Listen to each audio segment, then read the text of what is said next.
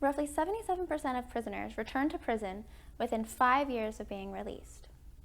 But isn't the whole point of prisons to deter both the general public and criminals from committing more crimes? That is the problem of our current prison system. Hello everybody, my name is Kalia Moulton and I'm a sophomore at Bridgewater College studying psychology with a minor in criminal justice. Today, I would like to talk to you about the common problems most inmates face upon being released. The major flaw of our current prison system is a shockingly high recidivism rate.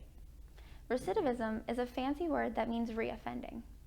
Higher recidivism rates, meaning more inmates are reoffending, can be costly and affect more than just the inmates involved. A recent article published in 2021 by the United States Bureau of Justice Statistics depicts the recidivism rate for inmates that were released in 2008 and followed for a 10-year period. The Bureau reports that roughly 66% of prisoners returned to prison within 3 years and roughly 82% returned within 10 years. Another article, written in 2010 in the Economica, provides a brief look at this recidivism problem.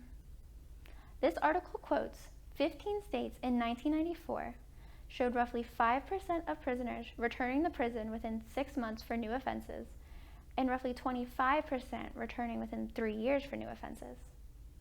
Note how I said new offenses.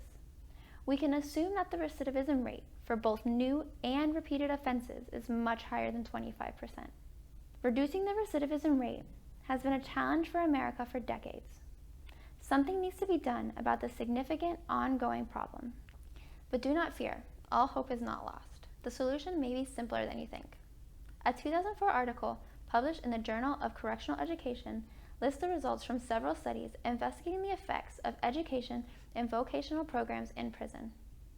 One study conducted in 1998 found that 25% of inmates who received vocational training while in prison returned upon their release.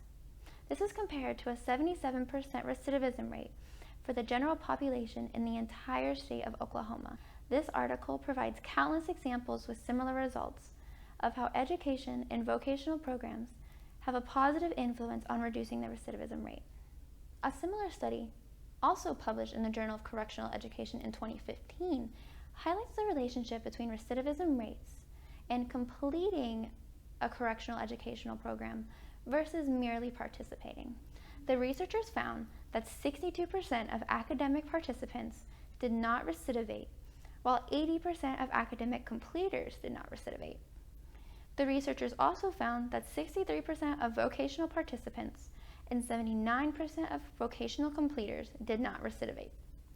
It is worth mentioning that this study notes that overall, 62% of participants and 78% of completers were employed upon being released. This suggests that correctional education programs may be successful in reducing the recidivism rate because they provide inmates with the skills and opportunities they need to make it in the real world. I would like you to consider the effects these programs have that go beyond just reducing the recidivism rate.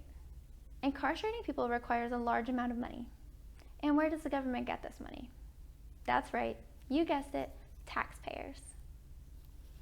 But do you know how much it really costs to incarcerate someone? A 2013 book detailing the relationship between correctional education and recidivism rates answers this problem. The author states that the average annual cost of incarceration is roughly $29,800 on average. To determine the recidivism costs, the researchers used a hypothetical pool of 100 inmates. They found that the 3-year incarceration cost for those who did not receive correctional education was a little over $3 million, while those who did receive correctional education only cost a little over $2.1 million. They note that the average cost of providing education to these 100 inmates would only cost a little under $160,000. This shows that correctional education programs are cost-effective and reduce the recidivism rate. Finally, here's what you can do to help. Helping can be as easy as donating to programs such as RED, who send mentors and advisors to facilitate different education and vocational programs. They also work to fight against discriminatory practices and legislations in our prison system. If you want to get more hands-on, you can contact a member at RED or check out the Federal Bureau of Prisons website to find volunteer opportunities near you. Together, we can allocate enough resources to fight this ever-growing problem. Education and vocational programs reduce the recidivism rate.